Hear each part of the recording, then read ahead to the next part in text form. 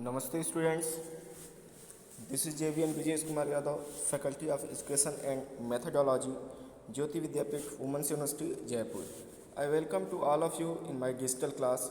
Students, I have prepared this lecture for BSc B.Ed ZBC first semester, Diversity of Microbes. Students, since last few classes we have seen some of the characteristic features of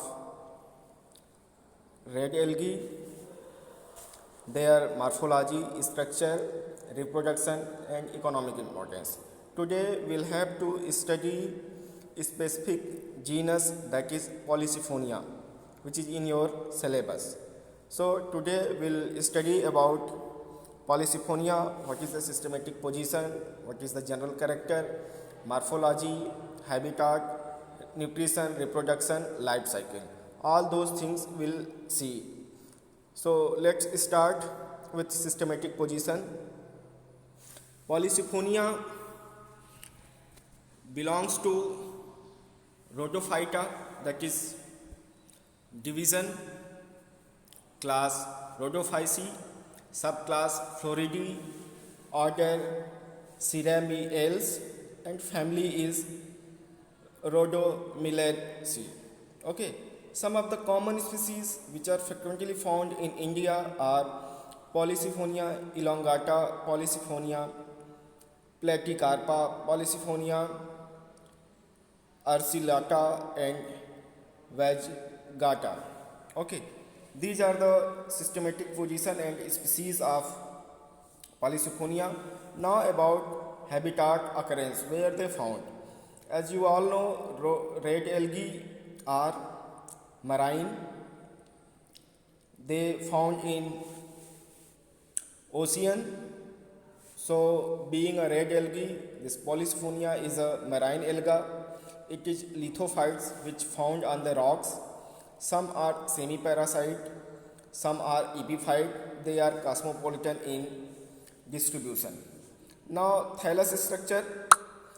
They are multi-axial thallus formed violet, red, thick, tough. They are heterotrichous in habitat, prostate and erect forms. As you can see in the diagram, they are red in color. There is a prostate system and erect system. Prostate system creep over the substratum, well developed and multi-axial. And in some species it gives rise to rhizoids. In subspecies this is multi-axial, prostate system is absent and instead the basal cell of erect aerial branches from massive attachment disc is there. Okay, example is Polysiphonia elongata and Violacea. Now prostate system gives rise to many multi-axial aerial branches. The main axis of the long aerial branches consists of a central axial siphon of elongated cylindrical cells surrounded by smaller peripheral cells or siphons. As you can see in the diagram, there is a main axis. The central cells of central and periphery siphon are interconnected through pits connection. You can see that pit connection is also here. In the older portion of the main axis, pericentral cells become corticated by one or more layer of small cortical cells. Now it has main branches, and this main branches has two sub branches, that is short branches with limited growth or trichoblast and long branches with unlimited growth. So short branches of limited growth arise from the main axis in the spiral manner. It is uniaxial and lack pericentral siphon. Cells of this branch contain a very few chromatophores. Fertile trichomes bear male and female reproductive structure. You can see in the diagram, whereas long branches of unlimited growth, the cell's basal part is polysiphonous but distal part is monosiphonous. Okay, that's why name has been given. Do not they do not bear reproductive structure. Means reproductive structure is mainly constrained to short branches of limited growth.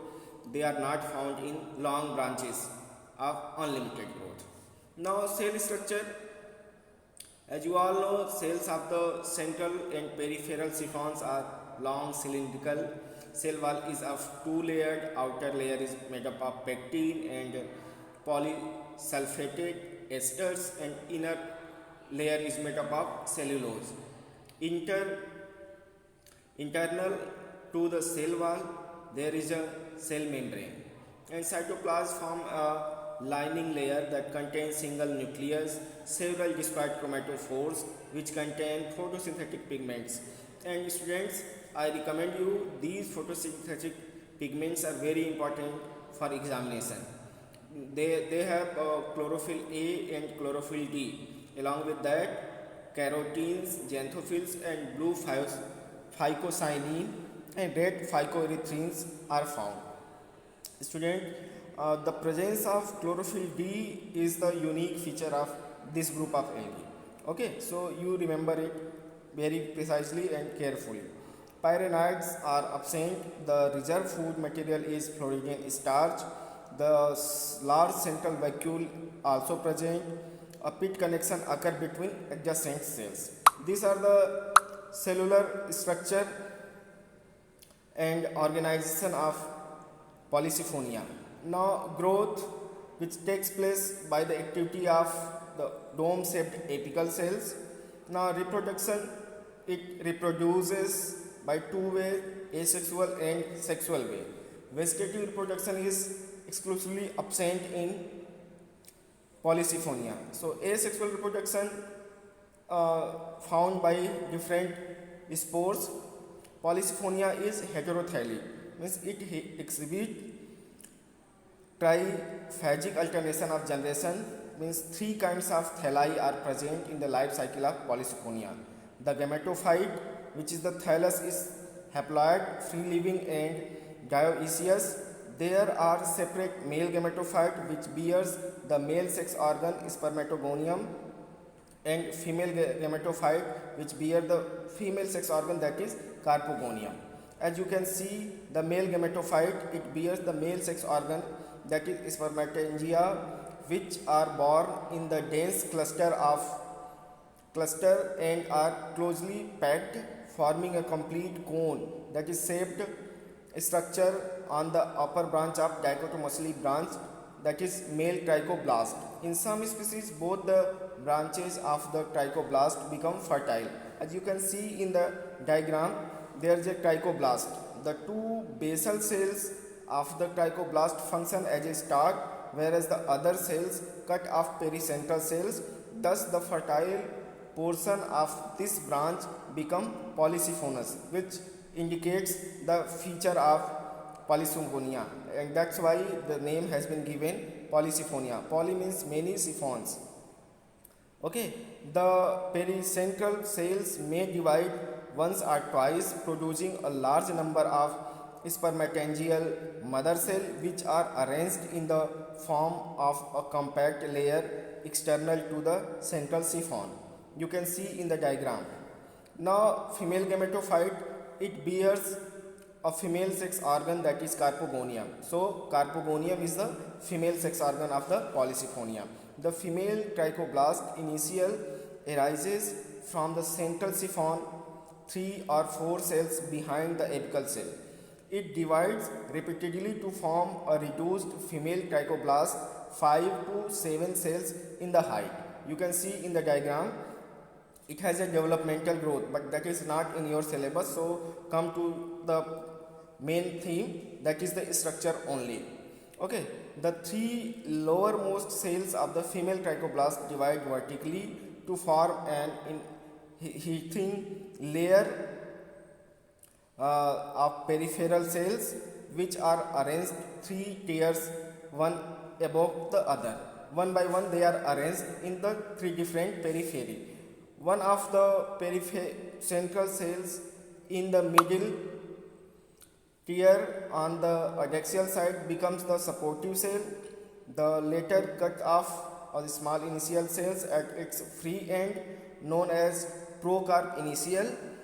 Now the initial cell divide and redivide to form a small curved four-celled branch called as carpogonial filament or procarp.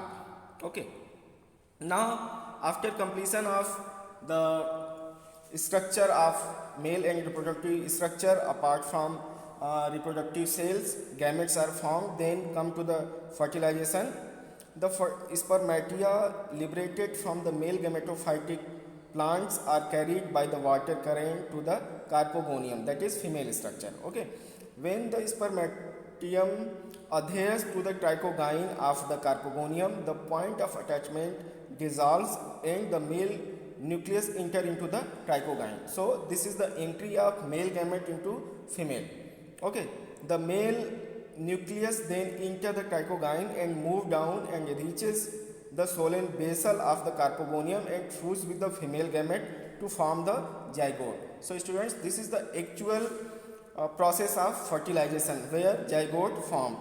Now the formation of zygote represents the end of the haploid gametophytic generation. Now sporophytic generation will start in the form of carposporophyte. Now carposporophyte, that is also known as cystocarp. This is the second individual formed in the life cycle of Polysiphonia.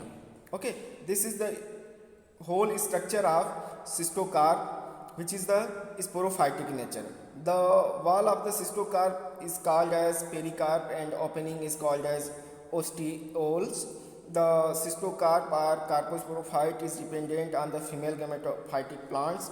The carpospores are liberated through the ostiole and carried out by the water currents. So water is the medium which carry the spores to come outside. Okay. Now another phase is tectasporophyte. This is also diploid carpospore on the germination produce new diploid plant, that is known as tectasporophyte, which resemble gametophytic plant in morphology, but it is consist of the central siphon encircled by the pericentral siphon. The thallus is laterally branched. The tectasporophyte is a free living diploid plant. Then they produce a sac like tectasporangia from small sized pericentral cells. Each pericentral cell divide vertically into the outer cell and inner cell. The outer cell divides and form two or more cover cells, whereas the inner cell function as the sporangial mother cell.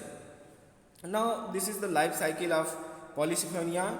As we all know that this is triphagic and haplodiploidic. So three different phases in the life cycle of Polysiphonia is found. What are those? We are going to discuss in brief. First one is haploid phase, that is represented by male and female gametophyte.